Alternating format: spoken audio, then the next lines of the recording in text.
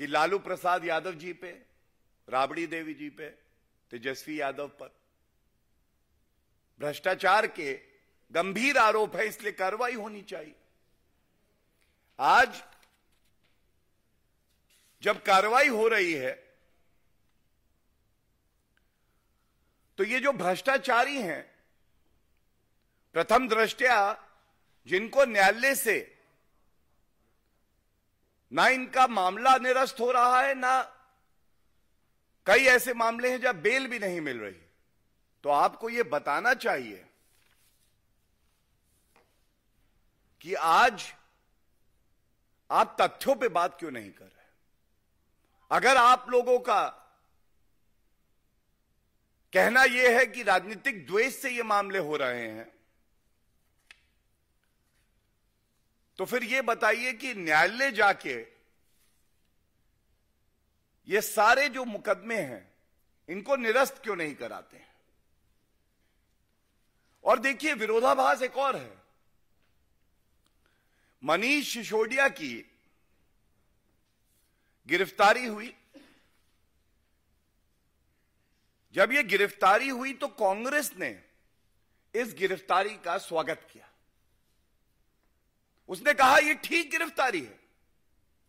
जनता कह रही है कि ये कैसे मापदंड हैं जिसमें ये भ्रष्टाचारी कहते हैं मेरा भ्रष्टाचार बहुत अच्छा है, इस भ्रष्टाचार में कोई गलती नहीं करी, और दूसरे का भ्रष्टाचार खराब है, इसके खिलाफ कार्रवाई कर दो।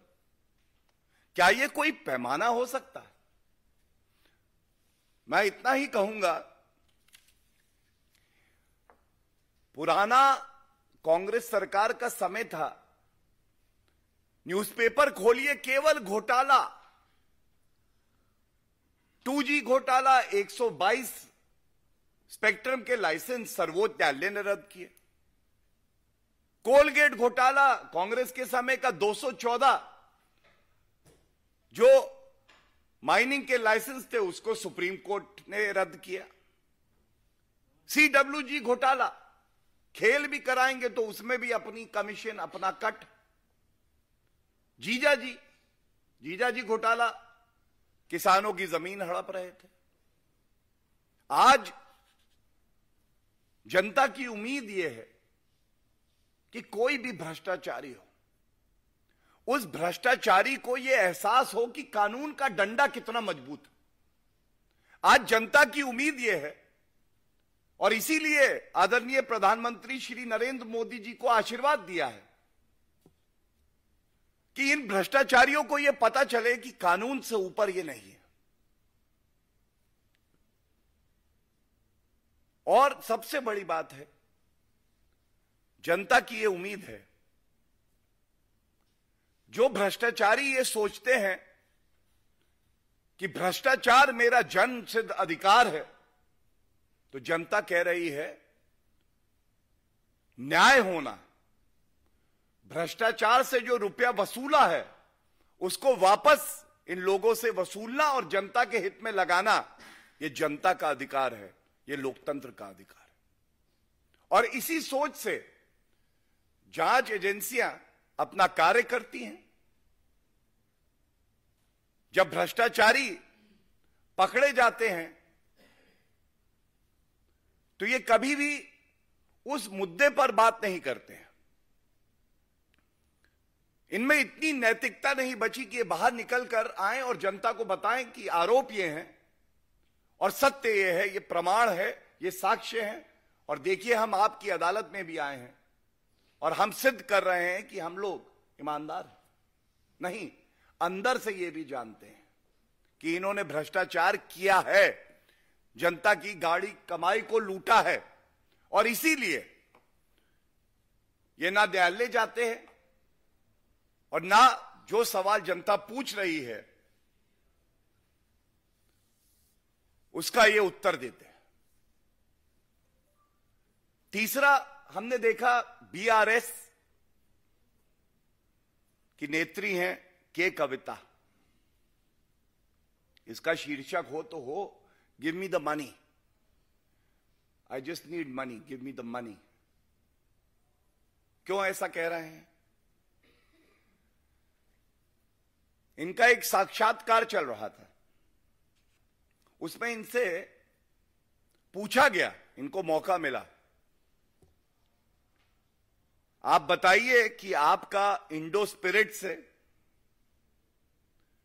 बुच्ची बाबू और अरुण पिल्लई, इनसे कोई संबंध नहीं है। और अगर कोई ईमानदार व्यक्ति होगा जिसके किसी भी कृत्य में कोई गलत कार्य, कानून तोड़ने वाला कृत्य ना हो, तो वो कहेगा मेरा इनसे कोई लेना देना नहीं है। स्पष्ट, नो इफ एंड बट, स्पष्ट, कोई लेना देना नहीं है। लेकिन ये जो के कविता की पूछताछ चल रही है, इन्होंने ऐसा नहीं कहा। विक्टिम कार्ड खेलेंगे, लेकिन जो सवाल जनता पूछ रही है उसका उत्तर नहीं देंगे। तो इसीलिए इस मंच से भी दोबारा यह सवाल पूछा जाना चाहिए, ये जो शराब घोटाला है, जिसके किंग पिन अरविंद केजरीवाल हैं, उसमें के कविता जी आपको भी जनता को बताना होगा कि आपका इंडो स्पिरिट से कोई लेना देना है या नहीं है। आपको यह बताना होगा कि बुच्ची बाबू, इनसे आपका कोई लेना देना है या नहीं है।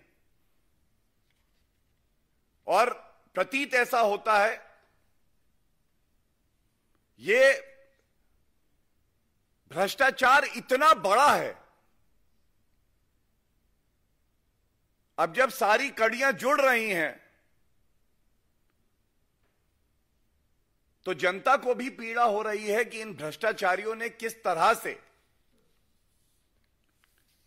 जनता को लूटा है और अपनी तिजोरियों को इन्होंने भरा है।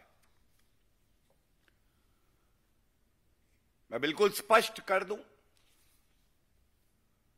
कोई भी भ्रष्टाचारी हो, वो कानून से ऊपर नहीं है। कानून अपना काम करेगा और इतनी मजबूती से करेगा कि हर भ्रष्टाचारी को कानून से डर लगे कि अगर हम 1 रुपए की भी भ्रष्टाचारी दिखाएंगे तो जेल की सलाखों के पीछे जाएंगे। धन्यवाद। नमस्कार, मैं हूं मानक गुप्ता। अगर आपको हमारा ये वीडियो पसंद आया हो तो इसे लाइक और शेयर जरूर करें, और हां, हमें सब्सक्राइब और फॉलो करना ना भूलें ताकि आप देश और दुनिया की कोई खबर मिस ना करें। तो जुड़े रहिए हमारे साथ और देखते रहिए